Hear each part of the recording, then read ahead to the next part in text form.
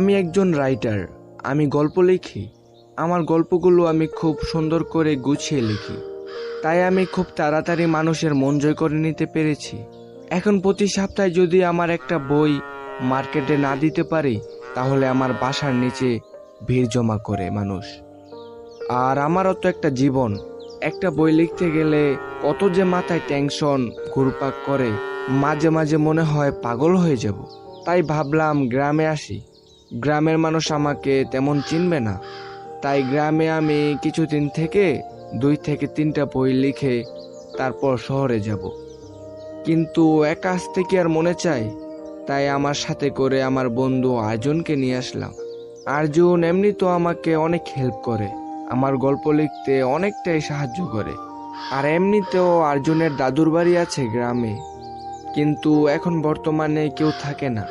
আর্জুন যখন ছোট তখন তার দাদি মারা গেছে, আর গত 2 বছর আগে তার দাদু মারা গেছে। এখন বর্তমানে বাড়িটা একদম ফাঁকা, তাই আমরা ভাবলাম ওই বাড়িতে গিয়ে থাকবো।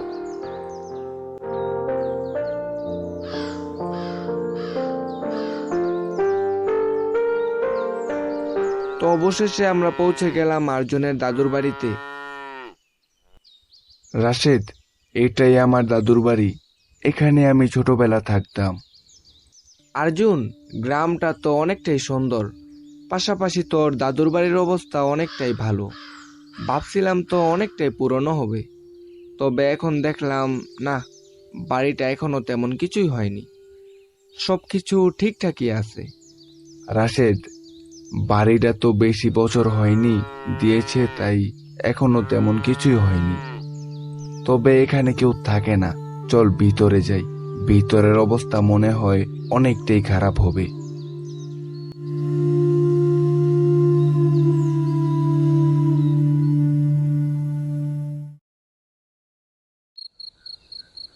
ঘরের ভিতর অনেক পোকামাকড়ের বাসা ছিল, তাই পরিষ্কার করতে করতে রাত হয়ে যায়। তখন আমি আর্জুনকে বললাম, আর্জুন, ক্ষুধা লেগে গেছে, আর রাতও তো হয়ে গেল। আসার সময় না হোটেল থেকে খাবার নিয়ে আসলাম, আজকে ওই খাবার খেয়ে থাকতে হবে, কাল থেকে তো আবার রান্না করে খেতে হবে। আচ্ছা রাশেদ, চল খাবারটা খেয়ে আসি।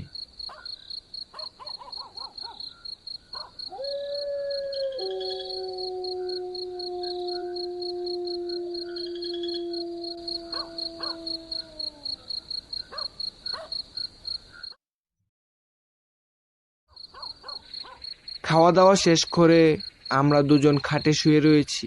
তখন আমি আর্জুনকে বললাম, আর্জুন, আসার সময় তো দেখলাম গ্রামটা অনেকটাই সুন্দর, সকালে উঠে গ্রাম ঘুরতে যাব। আচ্ছা ঠিক আছে, এখন ঘুমা, আমিও ঘুমিয়ে পড়ি। তখন আমি আর আর্জুন ঘুমিয়ে পড়ি।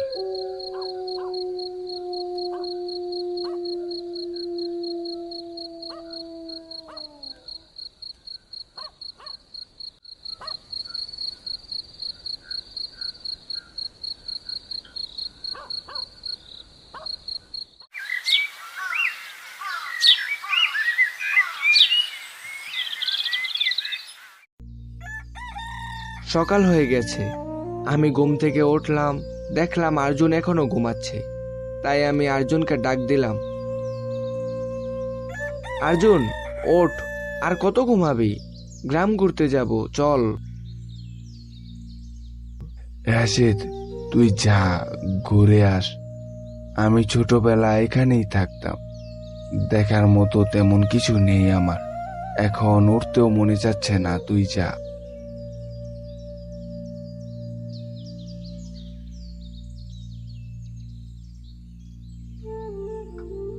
তখন আমি আর কিছু না বলে হাত মুখ ধুয়ে বের হয়ে গেলাম।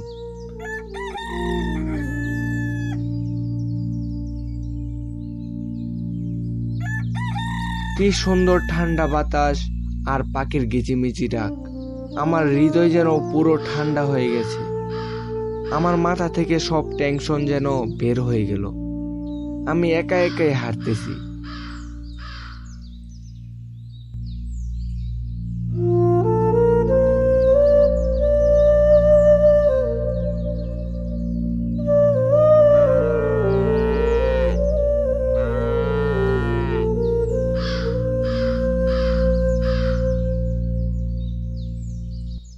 কিছুক্ষণ পর লক্ষ্য করলাম পুকুর পাড়ের পাশে একটি গাছের নিচে একটি মেয়ে বসে আছে। সুন্দরী একটি মেয়ে, তার চোখ দুটো টানা টানা, চেহারায় মায়াবী ভাব। আমি দেখে কিছুক্ষণ তার দিকেই তাকিয়ে থাকলাম। তখন মেয়েটি আমাকে দেখে বলল, আপনি কি আমাকে কিছু বলবেন?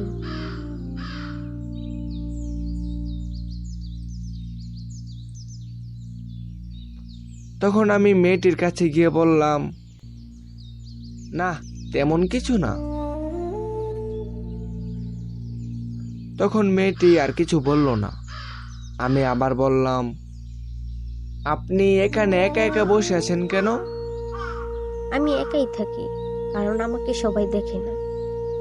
আপনাকে সবাই দেখে না মানে? আপনি কি পড়ি নাকি? এটাই ভাবতে পারেন। আমি ভাবলাম হয়তো আমার সাথে মজা করতেছে। তখন আমি বললাম, আচ্ছা, আমি কি বসতে পারি এখানে?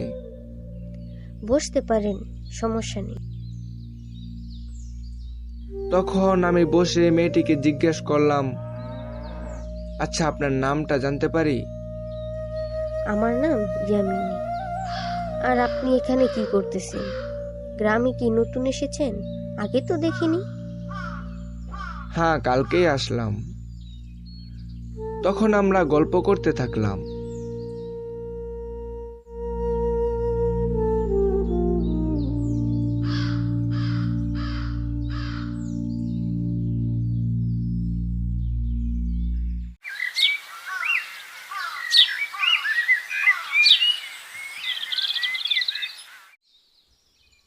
আমি আর ইয়ামিনী গল্প করতে করতে কখন যে বিকাল হয়ে গেল বুঝতেই পারিনি। আমাদের দুজনের একদিনেই যেন ভালো বন্ধুত্ব হয়ে গেল। আর কেনই বা হবে না? সকাল থেকে কথা বলতে বলতে এখন বিকেল হয়ে গেল। হঠাৎ মনে হলো আর্জুনের কথা। আর্জুন না মনে হয় আমাদেরকে খুঁজতেছে। দুপুরে তো খাওয়া দাওয়া করলাম না। না, আর এখানে থাকা যাবে না, বাসায় যেতে হবে। তখন আমি ইয়ামিনীকে বললাম, ইয়ামিনী, ওই কখন থেকে কথা বলতেছি, আমার এখন বাসায় যেতে হবে। আমার বন্ধু আর্জুন আমাকে মনে হয় খুঁজতেছে। ও তাই বুঝি? আচ্ছা, তাহলে আপনি বাসায় যান। বাসায় তো যাব, কিন্তু তোমার বাসাটা কোথায় বললা না তো? কালকে এখানে আইসেন, বলবনি। আচ্ছা, তাহলে ইয়ামিনী, তুমি বাসায় যাও, আমিও বাসায় গেলাম। তারপর ওখান থেকে আমি উঠে বাসায় রওনা দিলাম, কিন্তু ইয়ামিনী কিছু না বলে ওখানেই বসে থাকলো।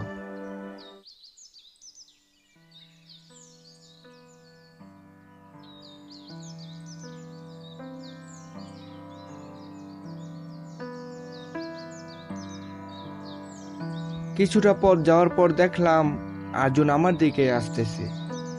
আমি তখন বুঝতে পারলাম আর্জুন এখনো আমাকে খুঁজে বেড়াচ্ছে।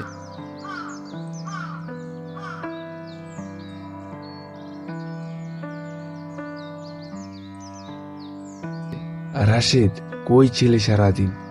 তোরে পুরো গ্রাম তন্ন তন্ন করে খোঁজ করলাম, কিন্তু পেলাম না। তুই জানোস কতটা চিন্তায় পড়ে গিয়েছিলাম আমি। আর্জুন, আমি তো পুকুর পাড়ে ছিলাম। ওইখানে একটি মেয়ের সাথে দেখা হলো। তার সাথে কথা বলতে বলতে কখন যে এতটা সময় কেটে গেল আমি বুঝতেই পারিনি। একটা মেয়ের সাথে দেখা হলো? আমি তো শুনলাম এই গ্রামে বর্তমানে কোনো মেয়ে নেই। তুই কার সাথে কথা বলছ? একজন মেয়ের সাথে, বয়স মনে হয় 18 হবে, দেখতে অনেকটা সুন্দর। তার নাম বলছিল ইয়ামিনী।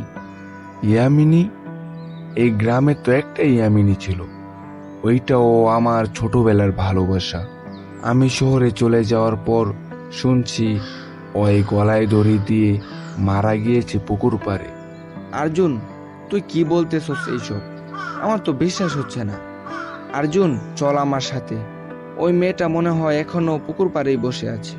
আচ্ছা রাশে, চল তো, দেখি তুই কার সাথে দেখা করলি।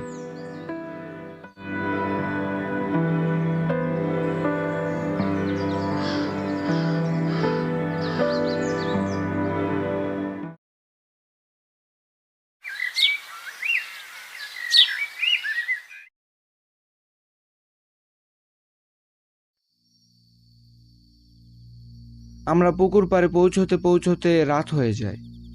গিয়ে দেখলাম ওখানে কেউ নেই। তখন আমি রাশেদকে বললাম, অর্জুন, মেয়েটা তো এখানেই ছিল, ওই গাছটার নিচে বসেছিল।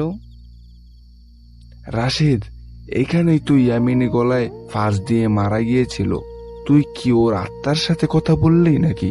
দূর, তুই কি বলতেছ? এইসব কি সম্ভব? ঠিক তখনই হাওয়ার মধ্যে ভেসে এলো এক কণ্ঠ। তোরা কি আমায় খুঁজতেছ? তোদের কি ভয় নেই? তখন অর্জুন বলল, তুমি কি আসলেই ইয়ামিনীর আত্মা নাকি অন্য কারো?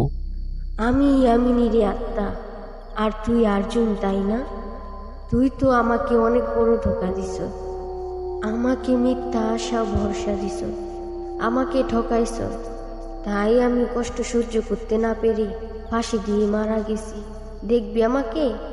এই নেই দেখ। এটা বলার পর হঠাৎ আমাদের সামনে এসে দাঁড়ালো ইয়ামিনীর আত্মা, অনেক ভয়ঙ্কর চেহারা নিয়ে। তার মুখ পুরো রক্তাক্ত, তার চোখের নিচে কালো দাগ, তার শরীরে রক্তমাখা। আমি আর অর্জুন তখন ভয়ে থরথর করে কাঁপতেছি। তখন মেয়েটি বলল, অর্জুন, তুই আমাকে অনেক কষ্ট দিস। ভাবছিলাম তুই গ্রামে আসলে তোকে মেরে আমি শান্তি পাবো, কিন্তু তা আর হলো না। তোকে দেখে তোর প্রতি আমার আগের মায়া জন্মে গেল। তাই এবারের মতো তোকে আর তোর বন্ধুকে ছেড়ে দিলাম। যা, তোরা দুজন এখান থেকে চলে যা, আর এখানে কখনো আসবি না। এই গ্রামে আর কখনো আসবি না। এখনই শহরে চলে যা, না হলে তোকে আর তোর বন্ধুকে আমি মেরে ফেলবো। চলে যা।